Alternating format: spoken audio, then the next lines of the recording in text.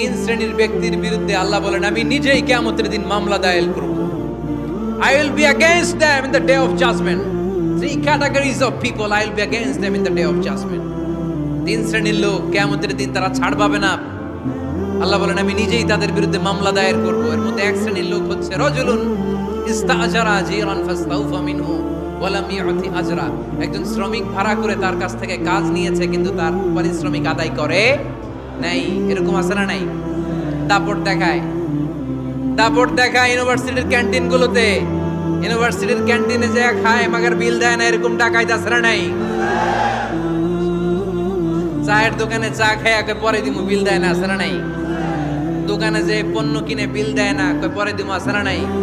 কিয়ামতের দিন আল্লাহ তোর এই মাস্তানি ছুটাবে, চিল্লা এখন ঠিক কিনা?